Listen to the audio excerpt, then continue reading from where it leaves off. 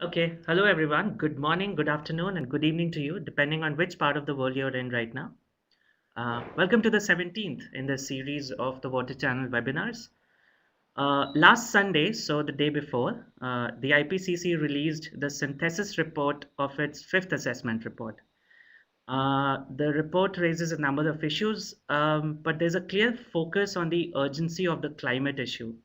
For example, it has set 2100, and that is not 9 p.m., but the year 2100, as a deadline for phasing out the use of fossil fuel without doing the needful for sequestering the carbon that they release.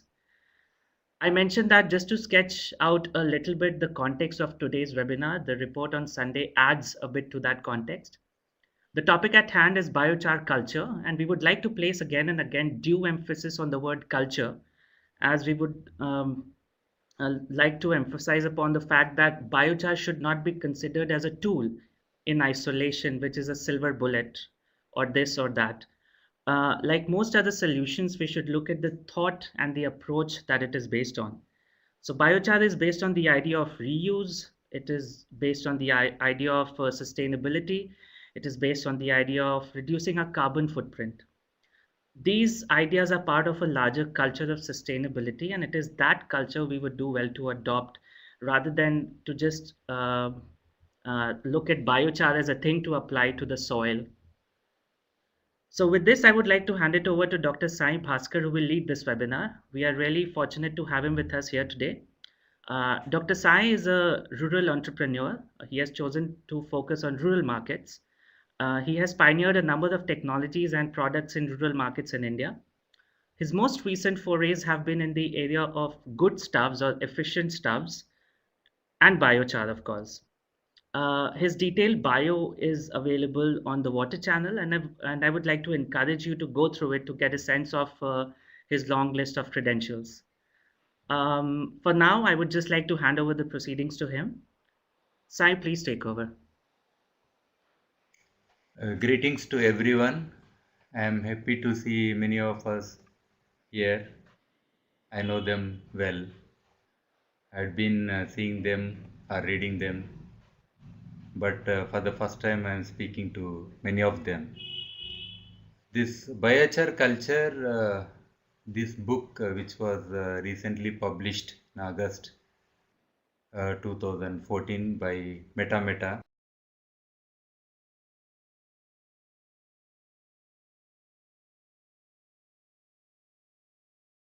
in the last 1 decade.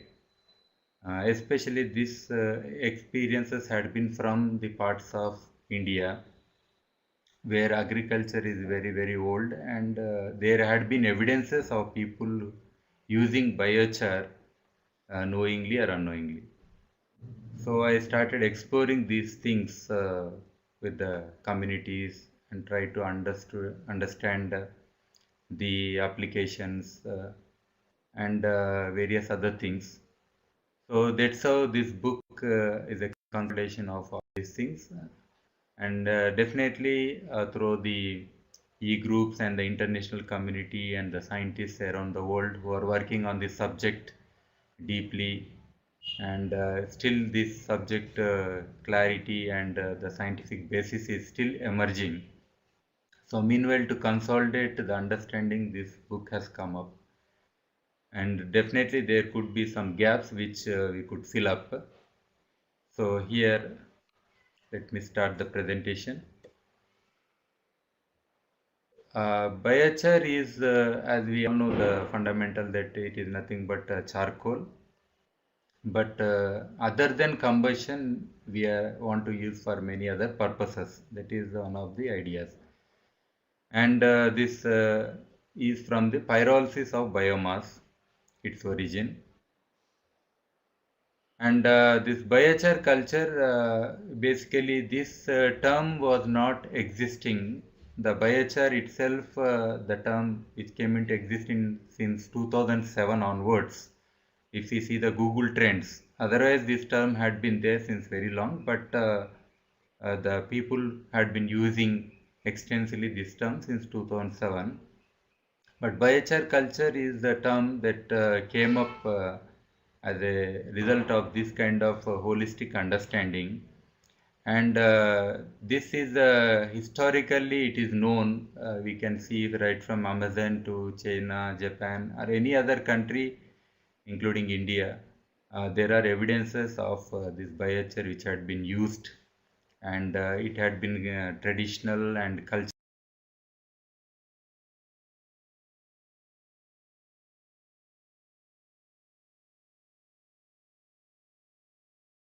Is agreeable by the international biochar initiatives and a larger group also, how we want to see the biochar. So the uses of this biochar is mainly people had been thinking for application to soil amendments and agriculture and other issues.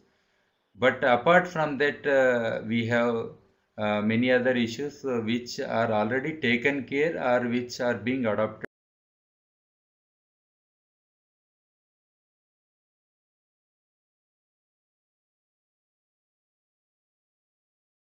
where we are using more of chemicals, but and also integral part of food. It had been there in a minute scale, but we can adopt it better. Health also it was a minor thing. Then biochar integration into traditional and local practices will help in the sustainability of biochar, and this should be encouraged, and we should encourage the locally available material to be converted into biochar, and of course not compromising on the requirements of soil carbon and other local needs apart from food fodder and other things. Some part of the biomass can always be converted into biochar. There is every possibility. And if you see the whole biochar, this framework of issues, how it is related to, then apart from the major contribution for the soil amendment, which we are looking into the future, of course, it addresses biological, physical, and chemical aspects of the soil. And the most important is, does it address the livelihoods of the communities, especially the poor communities. If you see it as an industrial product and a major product of big multinationals, then it is a different issue. But can we see this as part of the livelihoods of the communities also, especially in countries like India or African countries or Latin American countries, where many communities are still poor? And ultimately it also addressing the environmental issues like carbon sequestration and emissions reduction, and securing from climate variable.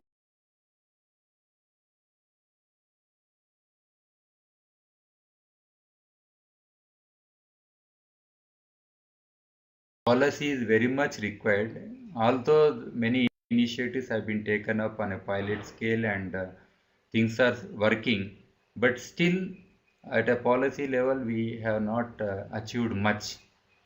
And the technology development and keeping the technologies in open domain or open knowledge is also very much required if we want more communities to adopt these technologies.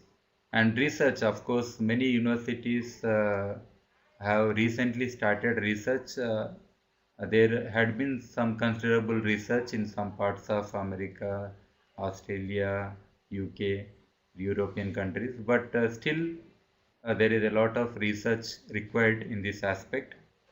And ultimately, not ignoring the local practices, the communities had adopted these things since ages which had not been researched much. So let us try to first understand why they adopted these practices, and how it is useful for the communities. And yes, this picture which I am just showing you is randomly I taken one of the fields where community never knew a term called biochar, but we always see some biochar pieces found in the soil. And these particular pieces, along with some pottery sherds and other biomass, had been integral part in rural communities. And so it is not surprising to see where we have not advocated facilitated biochar, still we see the biochar in the soils. And here you could see some of the farmers are applying the biochar. So it can be applied for any kind of soil. So here this farmer is on the left, he is applying for a paddy field, and on the right he is applying on a dry land which is rain fed. But he cultivates this pigeon pea and cotton, like such crops. And here ultimately it increases the yield and production of all kinds of crops, and the percentage of results that we got is from 20% to even 100%, 200%, or even record growth also. We have evidences achieved on the trial plots which we have conducted or we have known from anywhere globally which had been already conducted. And especially these two fields are very important, which has helped me to understand biochar, because these two fields had been fallow and they were never cultivated since last about 7 8 years. Then I searched these fields, and these were alkaline soils, and definitely there is an argument that we cannot apply biochar for alkaline soils. The only concern was the ash content and alkalinity of the biochar, if at all anything is there. So we have washed thoroughly the biochar, and apart from biochar, other amendments have been done. So biochar alone is not a solution for everything. So here gypsum, sand and other things were also added together, and now these fields are being continuously cultivated, and the farmers are very happy having reclaimed their otherwise fallow alkaline soils. So here you could see definitely one of the farmer is showing on the right side in his hand. In the same field, there are two types of seeds. The trial plot where we have applied the biochar is the pods are very healthy. This is green gram, and where it was not applied, the pods are diseased. The farmer's simple explanation was, if soil is good, then the plants grow healthy, then they have their internal resistance, and the attack of pests will also be less. So these plants are stress free and they are happy plants. And here similarly in other experiment we could see the roots density, root hairs, everything will be very high in the biochar plots. Here you could see the root hair especially. This is not possible otherwise in the traditional agriculture fields, because the soil is compact and there is not much penetration of roots. One of the secrets of getting good nutrients for the plant is this roots penetration is also very good. So we'll see some more photos where we clearly see the root density. But some of the challenges that we have now is related to food, water, shelter, climate, energy, environment. So do you have any solutions through biochar to address these issues? See, ultimately, the charcoal, anything that is produced on this earth is going to remain on this earth. So it means somewhere it will do the carbon sequestration. So that is not the issue. But how many times we can use and reuse this biochar, and finally before applying to the soil as an amendment? That is also important. Applying directly to the soil is a good thing, but let us say for water filters we use activated carbon, which is also nothing but biochar. So let us say after the usage of this activated carbon, if we take the same as biochar and do the amendment and apply to the soil, then you have the good results.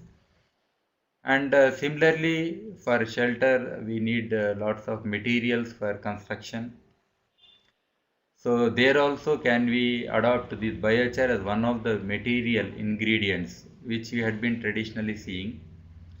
And because the biochar is basically a byproduct also from the energy, many biomass to energy plants are there. So these plants also generate biochar as a byproduct and ultimately addressing the environmental issues. So this biochar culture, the broader definition has been taken. Of course, traditionally many people want to stick on to soil amendments and agriculture, this biochar term. But if you see the integral part which we have explored or understood or discovered, that biochar is a cultural aspect. It is also part of many traditional practices and also soil amendment. But also for animal husbandry and other issues, it is there. And definitely the sources of biomass is we have lots of possibilities to get the biochar for our needs. So let us see this. So if we broadly see under biochar culture, we are able to address the soil, then agriculture, especially like methane emissions reduction from paddy fields, then reducing the impact of pesticides and complex chemicals on the soil and the environment, and even from farmed manures and compost we can reduce the emissions, and crop residue management is also part, because say cotton, many farmers are burning it in their fields. Of course some farmers are using for domestic requirements for fuel for stoves, but still some biomass is wasted, so there are possibilities of this biomass to convert into biochar. And with for animal husbandry or animals, we can use it for tapping the urine and also creating compost and reducing the emissions as feed additive, and other applications are there. And within energy, any biomass stoves, especially TLUD stoves, we have lots of this the byproduct from these stoves is biochar, and from gas-phase stoves, and from other charcoal production technologies also we have access to. Habitat, as I said, this biochar bricks, biochar in aquariums, also it can be used, and biochar in poultry farms. Biochar in the including in our own household, where fridge, mattress, at many places we can use. Sanitation is a major concern, and especially to sanitize a place, we are using more and more chemicals. So to reduce chemicals, the option is to adopt biochar, because they immediately, especially urinals, it's a very good directly after soaking in urine, this can be applied into the fields. And toilets also, we have many green toilets concepts coming up. So usually we use sawdust and other things. So biochar can also be used in human manure and other animal manure also. And also for cleaning utensils and other things, we use lots of water and chemicals. So biochar can be conveniently used. And many other products, new products are coming up now on a commercial scale also. Health aspect, the traditionally people had been cleaning their teeth, but the biochar tablets are available in many countries, but traditionally it is not available, say in India, because some of the foods prepared has the biochar content in it. So even if we roast peanuts, the part of peanuts are converted into biochar, so that keeps your health in good condition. So again, under water purification, it had been already there. The term they use is activated carbon, or many other commercial names are there, but still it is nothing but biochar, because this can be reused again for the fields. So basically to remove the color, odor or harmful elements, heavy metals like that they are using. And most importantly, if you see that traditionally the people had been using for the altars, holy altars, yajnas, agnihotras, and especially in India, if you see any festival without fire, it is not there. And cremations also, the human cremations, the bone charcoal, it has lots of value. And these, after the remnants after the cremation, along with ash, is mixed with water and in the rivers. And also this is in their own farmers fields, these things are spread, and they always add some value, of course, which is not desired, but the fires caused in the forests and fields, there also some part is getting converted into biochar. Then if we see, ultimately does it address the livelihoods? Yes, if we adopt the technologies and the systems, then we can address some of these capitals. So natural capital like agriculture productivity increases, these things we know very much now. And social, local jobs and equity and the local enterprises can be created. This we are seeing like Prosopis juliflora is a invasive plant in India. It is an exotic plant and it has spread very much, especially in the alkaline soils and degraded soils. So here the communities formed into some groups. They can engage in biochar production with adoption of efficient technologies, and they could have the local enterprises, and also they could produce the biochar compost and the products for this agriculture needs. And with least skills also, some of the technologies are available. Of course, we need to keep in mind the emissions when these productions happen. And the local technologies, low energy and low carbon economy and low cost, these are also integral part. Like fossil fuel, we are buying from somewhere and we are using, but these can be locally produced and with low cost. And ultimately the carbon sequestration and energy security, which is a major challenge, because when we produce the biochar, the energy can be used always, and ultimately it is a mitigation and adaptation to climate change aspect. Here, biochar culture adaptation and benefits, if we see, especially for soil, which had been already discussed very much, like securing the crop from drought and climate variability. In 2009, it had been a worst year in parts of this Andhra Pradesh, where I had been doing a project, and I could see the results of application of this biochar, and the crops with application of biochar survived well and reclaim the degraded soils. This after so much of agriculture, especially in the last 40 50 years of our agriculture practices, which are not sustainable and also degraded our soils very much. This reclaiming, this is the only hope. And also from mining areas also we can reclaim some of the lands.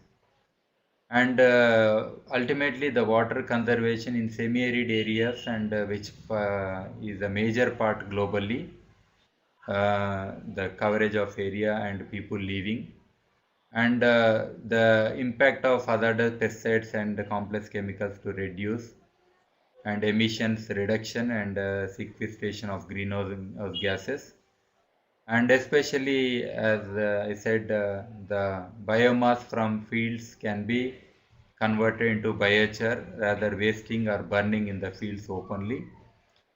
So increase in crop yield and increase in carbon, nitrogen, and of course some pH increase will be there if you apply the biochar directly along with some ash content. But over a period when the soil life takes a major role, then the pH will become normal. And as we learnt already from research that it lasts more than 1,000 years in soil. So this is a major carbon sequestration product. And here ultimately the sustainable agriculture is a major challenge and issue, and many small farmers in many parts of the world are giving up agriculture, and it has become very high input intensive and non-sustainable. And our input costs will reduce definitely with conservation of the applied fertilizers as well as pesticides and other inputs. Other major challenges which we are facing now is the climate change variability and extremes, then soil fertility, water management, and as I said, the impact of hazardous pesticides and nitrogen fertilizers, burning of crop residue, alkalinity of soils. So these are some of the important and immediate challenges that we are facing. And ultimately, we have seen that many fields are already poisoned now, and they are beyond repair. And biochar is the only hope. Here, now the question comes from where do we get the biomass? I have just saw the statistics that in India alone we have 800 million tons of biomass that is burnt or that is available from various crops, and cotton stocks alone 22.3 million tons generated, and majority of which is burnt open in the fields.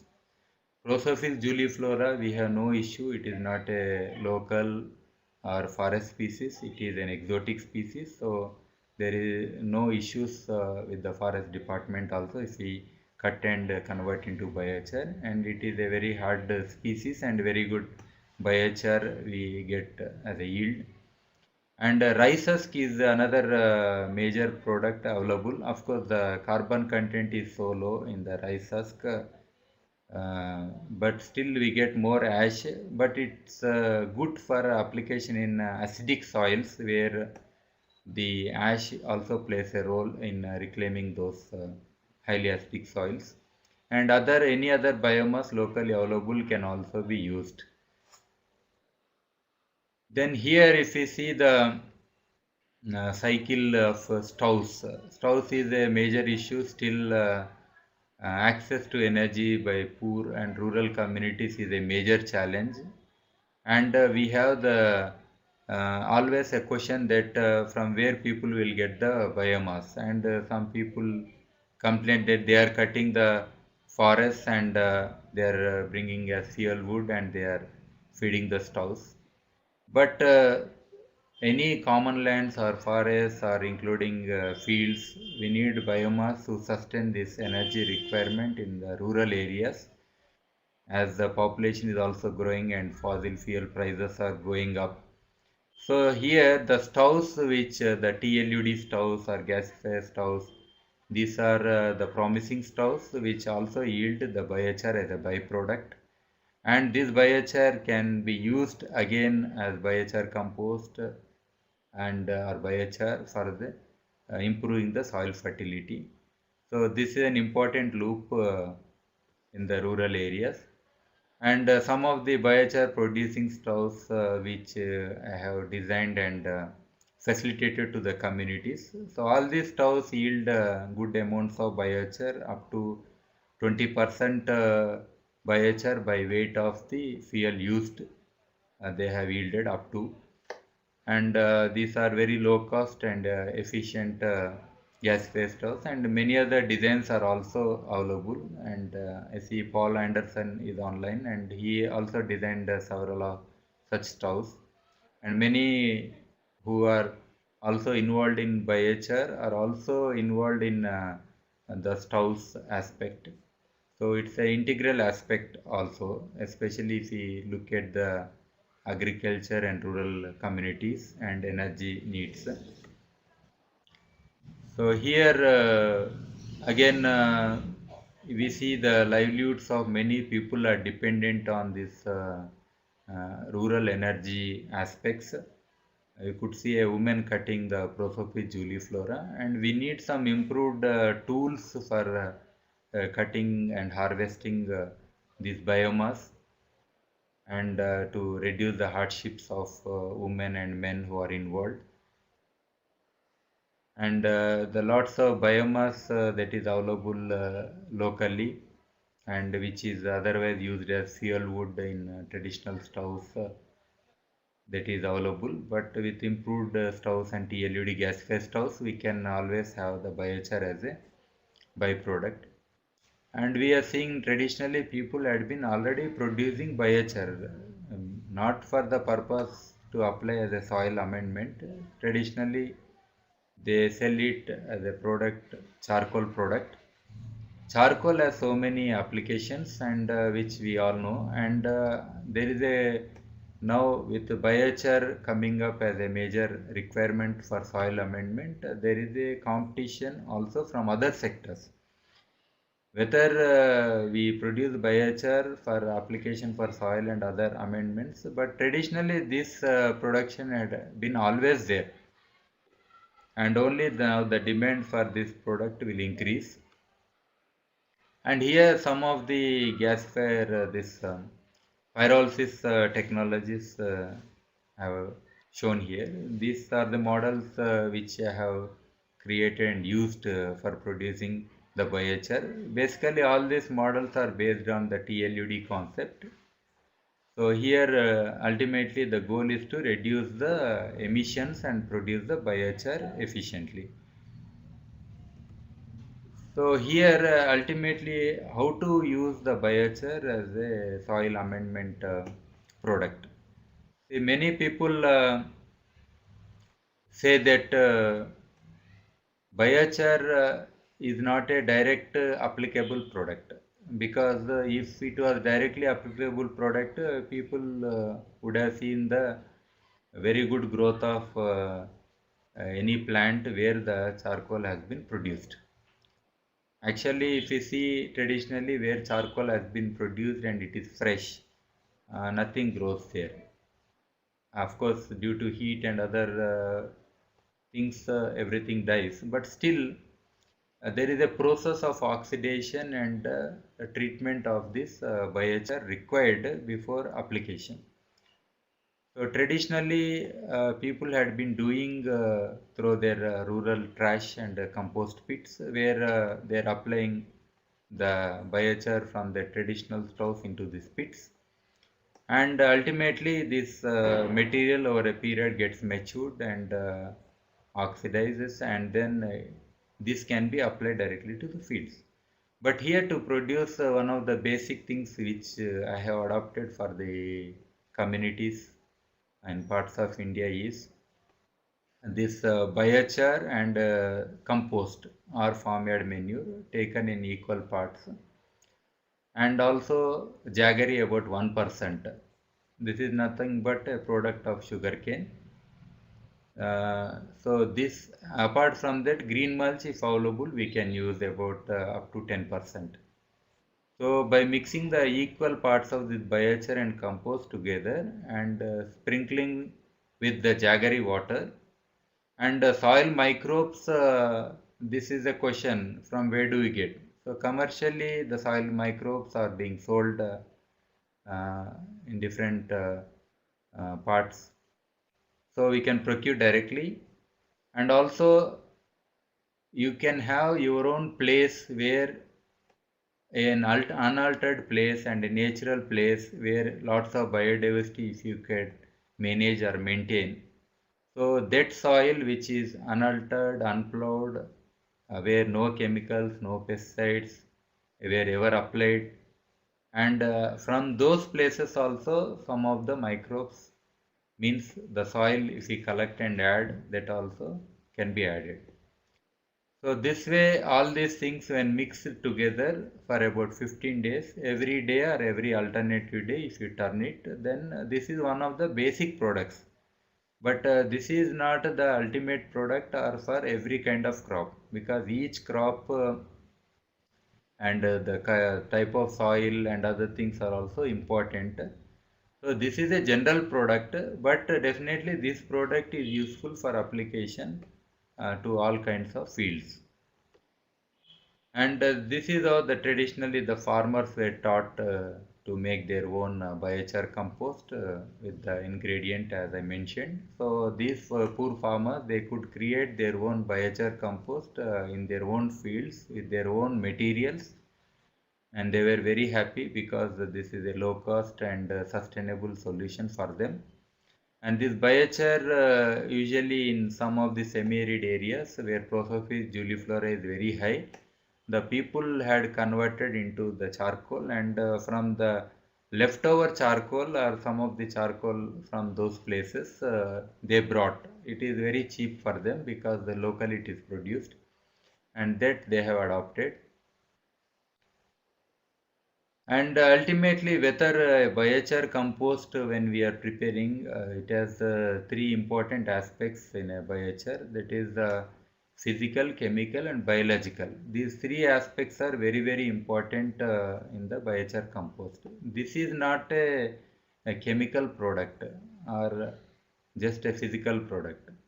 So the microbial activity due to metabolism, they generate lots of heat in the biochar compost. If it is going above 60, 70, then there is chance that many of our beneficial microbes would die. So some will be dormant and they can rejuvenate, but the liveliness and the application of this biochar compost will be very, very difficult. Yeah, Abram. Sai, we are 35 minutes into the presentation, so may I ask you to start winding up because we have had a lot of questions already, and it would be great if we have enough time to answer them. Okay. Thank you. So I shall start questions or shall I continue the presentation now? I think for now we could continue the presentation, so we have some more Okay, questions in that I'll process, but quickly continue, just to then remind I'll you of the get back time. to questions. Yeah, I'll get back to Okay. questions then. Yeah. So here the temperature is very critical, and for that reason every day turning it and also keeping it in a cool place is also important by sprinkling water and other things that will reduce the temperature, and ultimately it should be optimum temperature like any natural soil, then your compost will be, or there could be slight increase in temperature, that's okay. And here in test plots we have seen that in control in the same area when it was tested in the Geo Research Center, in the control plots you could see the plants are very low, but when we apply 4 kgs, 8 kgs and 12 kgs, so there is a variation in the growth of the plants. So here, if we increase biochar compost also, there will be an impact. This thing one need to understand. So biochar is not, it is not like just add and add. So we need to see what is optimum for a given soil and condition. And here you could see the growth of the okra plants, 1.5 feet and then 6 feet. That's the difference in the growth.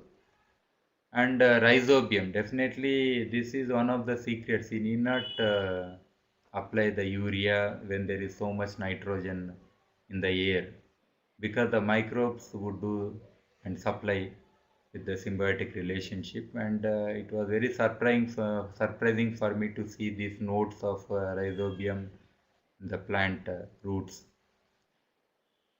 And here you could see in the control plot and also in the biochar plot, especially if you see the roots, that is the main secret that appears, because here the roots have grown so well and they have penetrated well, and they appear like a brush. And whereas in control plot the roots are very thin and ultimately the plant is also very low in height. And the methane emission reduction in paddy fields, that is an important climate change mitigation aspect it addresses, apart from improving the fertility.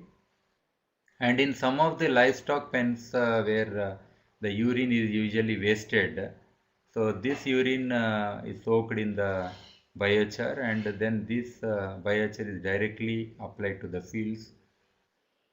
And here you could see the urinals which These are very simple urinal. Just put in any kind of container the biochar and use it for human urine. Then these things resulted in very good growth of plants. Especially you could see the color difference. The nitrogen is more.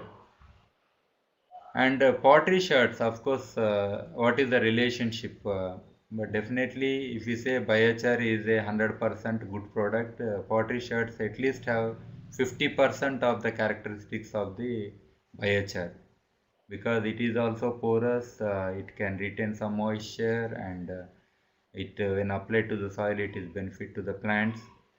And there is lots of this pottery shards traditionally made for various purposes. You could see here in the left side bottom the teacups made with pottery material.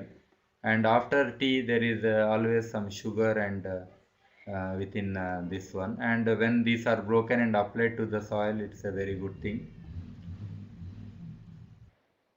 And food, as I said, this if you see this the dark mole like things on the this is a bread from sorghum.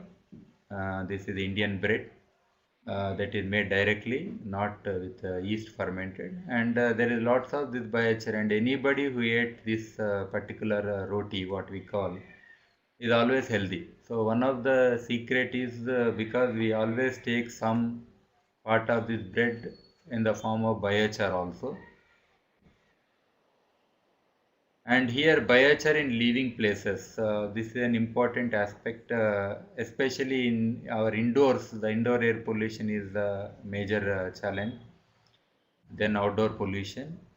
And if we keep the biochar at the windows, and if we use the mulch or in the soil, this particular biochar, and definitely you'll have lots of fresh air.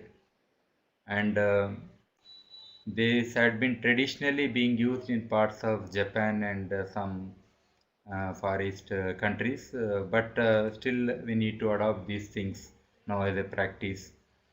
And I would like to just show one of these pots created, which I am showing. See, this is a beautiful thing. And we have this, what we call is Navadanya. Navadanya is basically 9 different grains. These are very auspicious, including wheat is also there. And this the air from these plants is good, it is believed. And traditionally for all holy altars and other this temple, whatever the prayers are done, this is also a part of that. And here we have the biochar in it, and they grow very luxuriantly and very convenient, and these are mobile, so we can place them anywhere. That is the advantage. So instead of having the bouquets, which are usually dead plants, dead flowers every day dying, so we can have the live plants on our tables and indoors. That's a good aspect.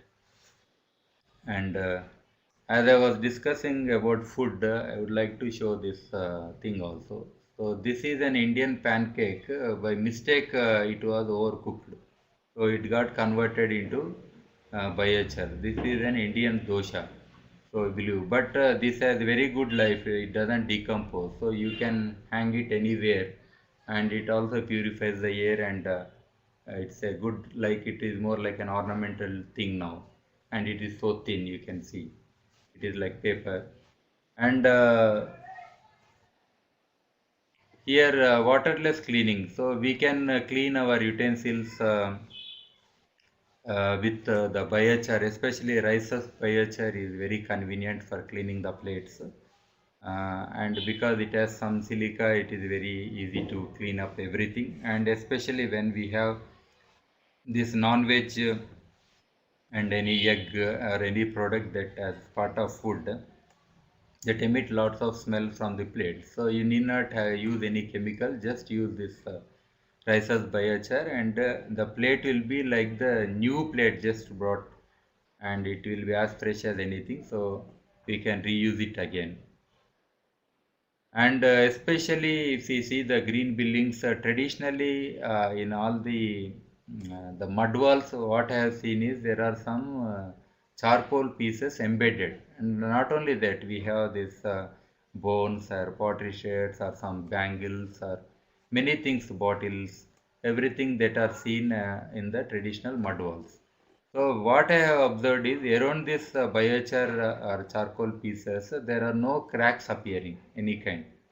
So it means it's a stable ingredient even if we use as a mixer. So then what I have done is I used the cement, sand and the biochar in different proportions and created these bricks. So these bricks can be used, especially we have already concrete beams and so just for filling the space and creating walls. These are light and especially in multi-story buildings they are very good. And we should not paint them, then they can breathe, so your indoor pollution is also contained. So these are some of the new things we can look into, because the waste from the construction sites or after demolition is a major land filling contributing thing which is not desired. So into the future, even if these buildings are demolished, these biochar embedded in these bricks will be the carbon sequestering product and also for reclaiming the some of the landfilling sites also.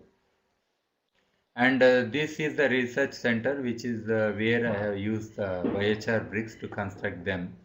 And only some part, about 1 to 2 kgs of biochar has been applied in each of these brick by for making them. And these biochar urban gardens, especially if you see from the rooftops of buildings, they are like desert, usually with devoid of any greenery. And so one of my friend has done this application for his roof garden, and this is a beautiful garden. And this he used the biochar here, because this biochar makes the material light, so that it doesn't have impact on the structure of the building, and the plants are growing very luxuriantly and vibrancy is there, and all kinds of plants you could see, the bananas and all kinds of crops, even potatoes, sweet potatoes, everything is being grown here. And I could see lots of diversity, microbial diversity in the soils here. So this is like a mini paradise from nowhere in an urban area. Here I have grown this with this roof garden technology. These onions, they have grown very nicely in a limited space. And as I said, it will be useful for having our own food grown in the urban areas, and converting organic waste into biochar compost and aesthetics and green spaces on the rooftops. Many other uses are there. Apart from that, this biochar is a light material and convenient material. Even I had grown some uh, these plants in my vehicle.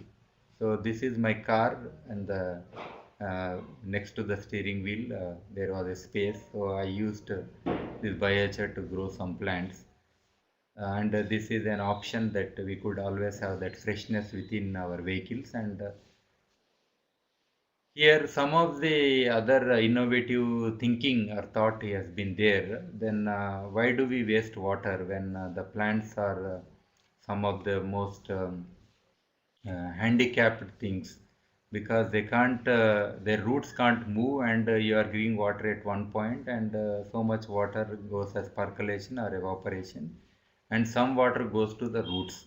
The water doesn't have a sense to go to the plant like microbes, and also the roots can't move themselves towards the water. Unless the water is given at same point, then the roots might go slowly.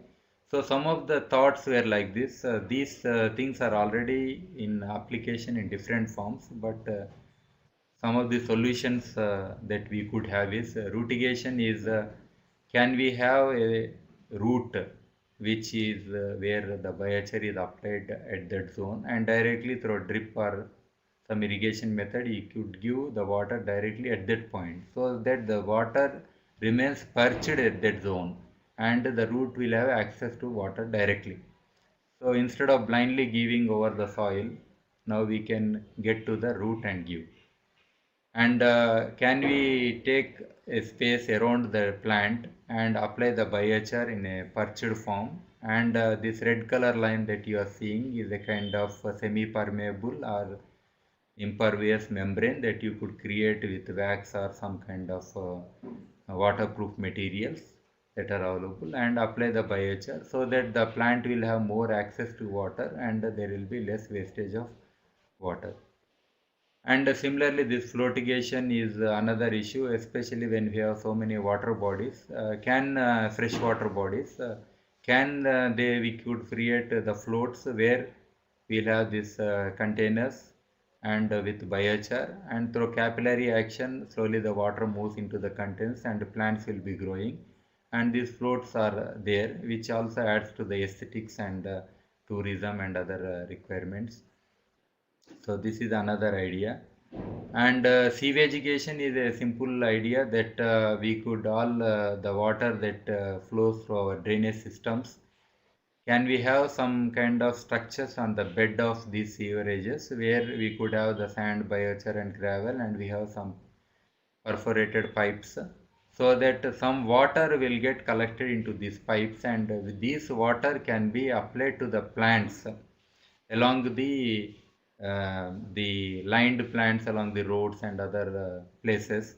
So directly this water can be collected, or can through drip irrigation or micro irrigation systems we could apply directly to the plants. So these are some of the ideas. Otherwise, people are getting water through tankers and then giving water to these plants. That is very very costly.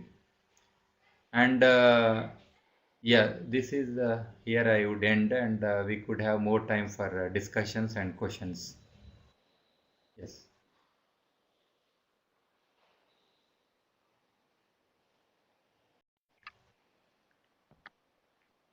So I'll start Uh, from, yeah, Abraham. yeah. Thank you so much, Sai, for the presentation. We will now take some questions, and as we do, they will appear on the screen. Um, uh, Sorry, please bear with us. One moment. Yeah.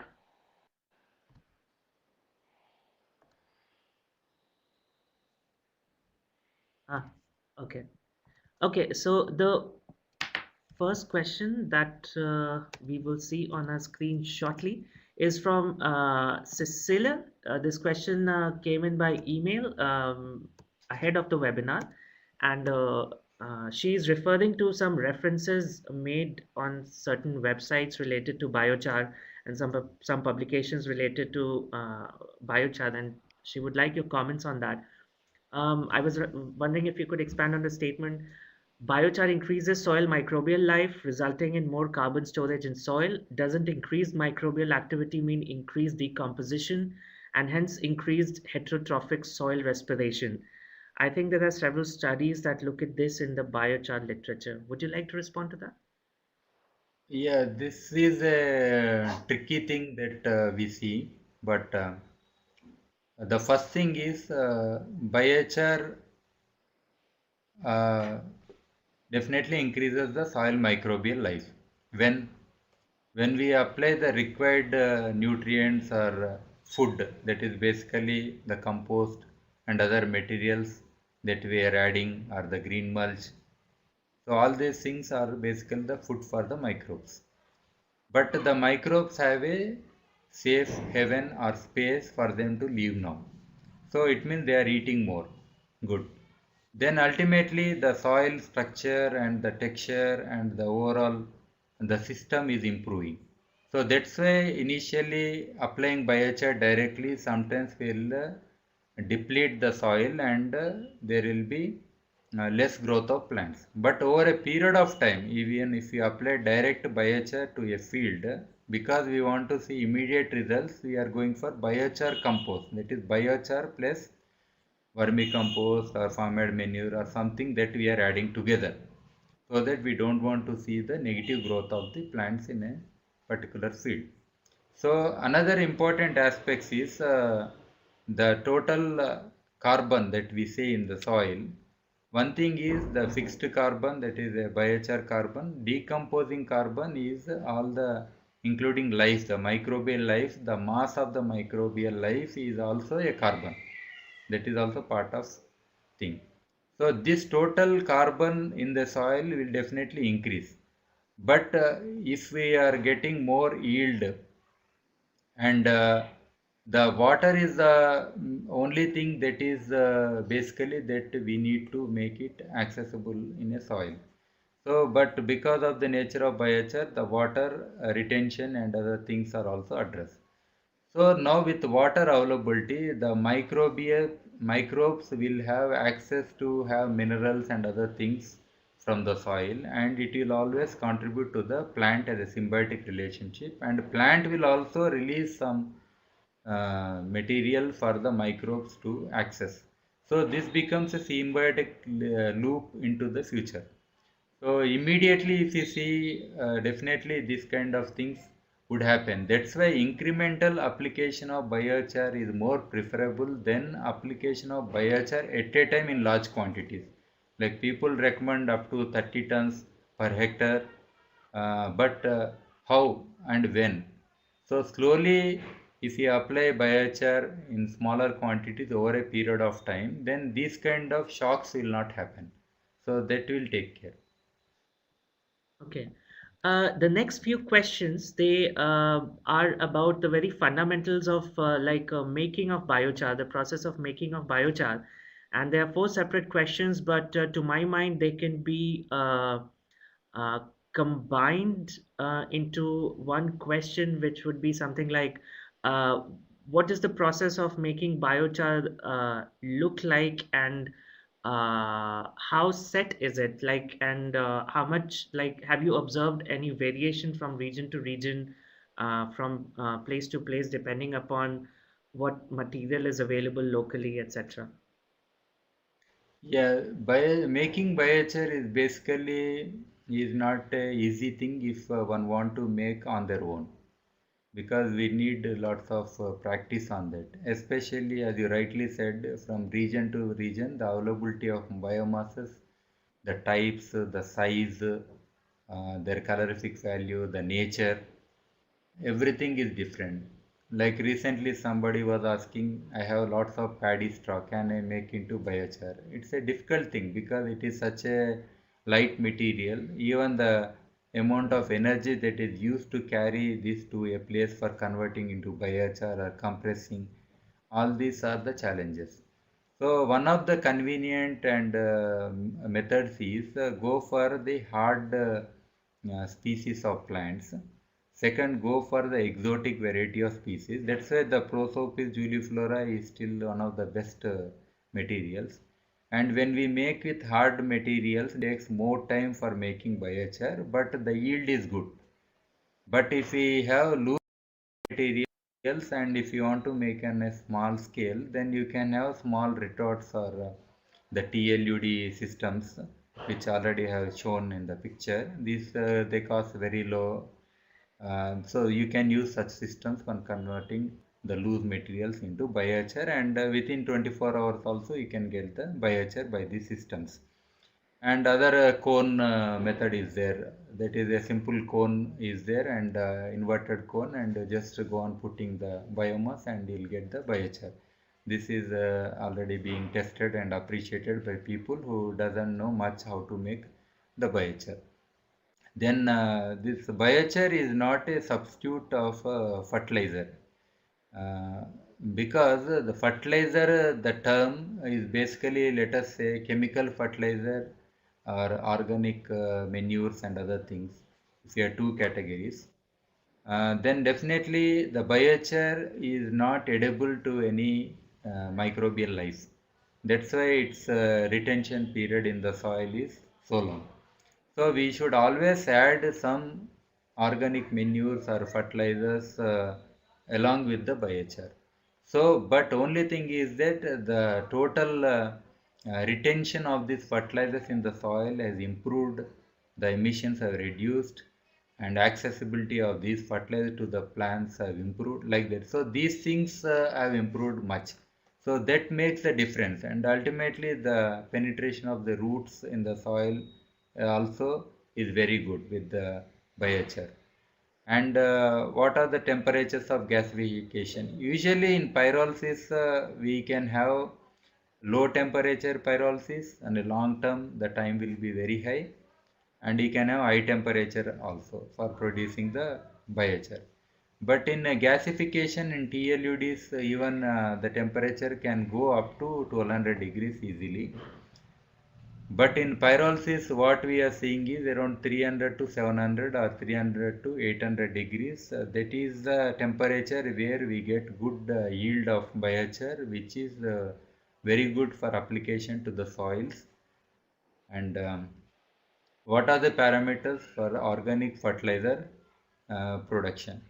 See, this organic fertilizer production is very well known. I think now we can't explain much about that because there is lots of literature on that. And biochar is a microbial amenity nest. What type of microbiology does biochar support?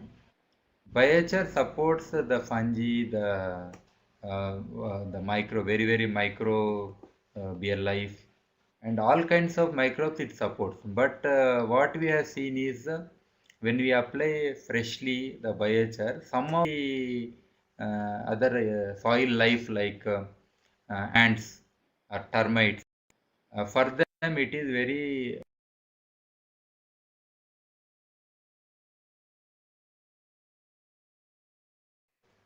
the dehydration is happening, and so because of that stress, these termites and ants initially they have avoided where freshly biochar is applied, but otherwise all other life has no other problem. But before applying the converting this biochar, or at least soaking the biochar for some time in water, or making it mature for some time, means keeping it aside, but don't add the fresh biochar. That is one advice that can be given. And how much biochar should be applied into the soil? Is it to be applied? Yes, I always recommend application of bio. That's why we call it as culture. If it is an industrial product, apply in one go and you get the good result. But even having the biochar availability and sustainability of making biochar from the locally available biomass, these are at stake. So all these years we had been damaging our soils, and but let us have some patience to improve our soil slowly, because as I said, there could be some shocks to the soil life also with this sudden application of biochar. So let us have incremental application. Then the cost burden won't be so high for the farmer, and adoption will be more. But the farmers they want to see the profits immediately. That is the major concern now. So we had to convince the farmers. So here as a policy, the government should take decision in this regard and promote that way. So from what crops? Yes, definitely cotton is a hardy species crop, and corn stalk definitely. This corn biochar is also a very good biochar, and these two biochars wherever globally if you see, one is a commercial crop, another is food crop. So these two are available, and even if you see Amazon, the biochar that is applied basically corn based biochar. So these things can be adopted. There are not much environmental issues in this regard, but only the production and emissions we had to take care. So can be used by industries doing the, yes, this is an important aspect, industrial pollution and biochar, especially even if we see any water treatment plant, the activated carbon is a ingredient, but the industrial pollution is very very heavy pollution, and we require lots of biochar to be used. So here the availability of biochar is a concern for such large applications, and after applying for industrial treatment, this biochar can be used for energy plantations. Rather, this biochar used again for food crops is a dangerous thing. So we need good stringent laws to prevent such kind of misuse of that biochar, because sometimes this biochar is good for any cultivation of any crops, it is a danger. So the testing of biochar is also important. That's why the biochar standardization and the norms, other things are being worked out at different levels, and IBA is also working on this aspect. And biochar can be, yes, biochar is already there as an activated carbon for water filters, and almost in every filter, especially RO filters also, the sand filter, the biochar filter, they are common filter, they are already there. Rock okay, more valuable for what kind? For biochar, okay, type more useful as a compost. So compost, all types of biomass can be used for compost, but the time and other things are also important. To make a compost, it takes sometimes with the warmth that we are using and the temperatures and the local environment, many things also matter. So that thing need to be taken care. Is it enough to just apply biochar? If not, then farmer should mix with. Yes, definitely the farmer should mix with compost and other materials. Chemical fertilizers we have been already applying. So nano fertilizers is the term that is being used now. Some of the universities are doing research by mixing with zeolite or biochar like this with the chemical fertilizers, and they are applying. They are getting very good results because the retention is very high when we apply these kind of materials. So, but many people want more organic. So, in that context, if we say, then go for organic compost or manures as a combination with biochar rather than the chemicals as a priority. This affect microbes, vermicompost and tea, even biodynamic. Yes, all these are integrable. That's why I'm calling it as culture. This may not be explained so conveniently if you just take the term biochar. So here we have more options and opportunities to adopt biochar as part of our traditions, cultures, and good practices. Yes, we can soak the solution. Even Panchagavya, which is very famous in India, which is a product from the livestock, especially cows, that is already tested. Ultimately, these things will enhance the microbial diversity, and by soaking biochar in these solutions, you are creating a immediate habitat for these microbes and helping them live happily. Because food is not the only thing. Even microbes require shelter, especially when we see when crop is not there and field is dry, then the temperatures and the compaction that happens, there is no space for these microbes to live for the next season. So the biochar creates a safe habitat for these microbes. If biochar is introduced through markets and if it generates enough interest, there is a danger of too many large scale. Yes, this is the major concern of the people, especially when we see the international forums on biodiversity and many other geoengineering and other areas.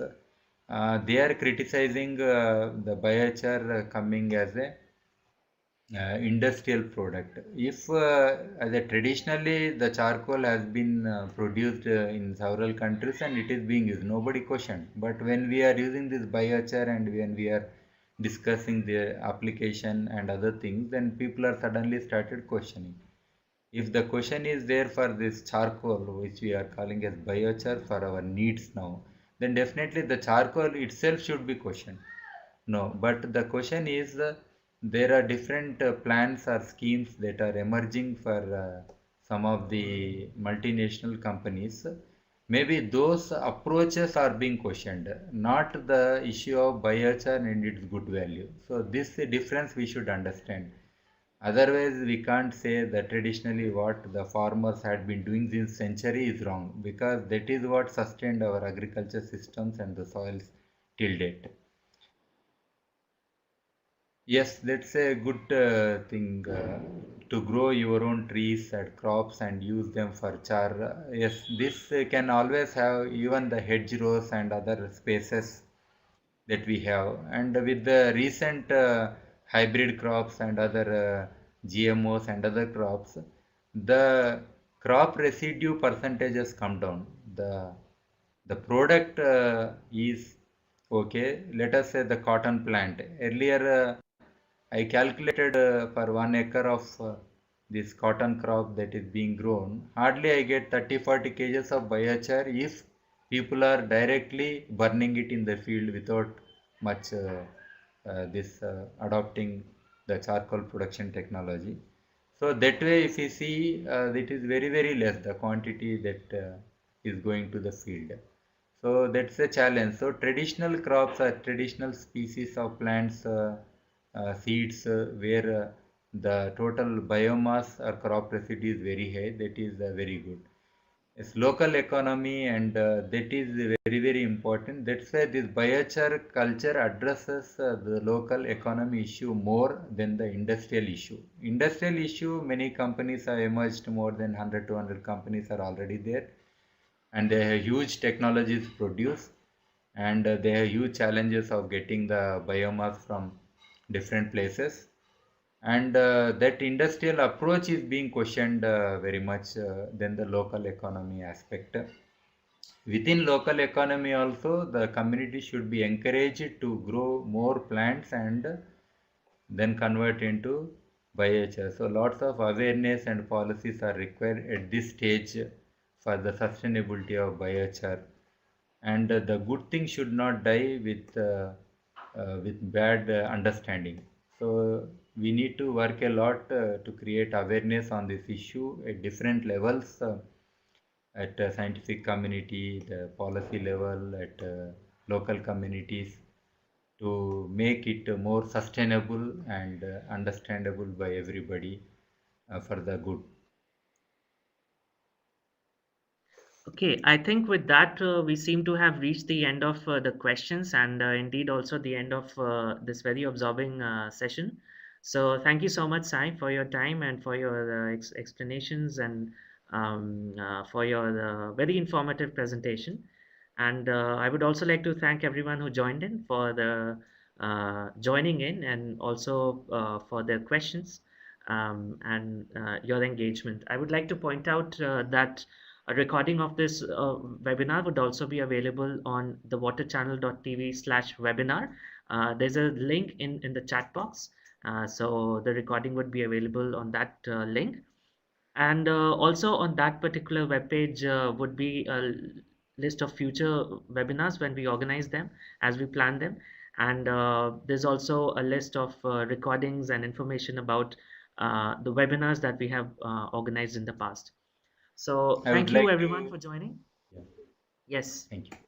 I would like to thank each and everyone very much. Thank you. thank you.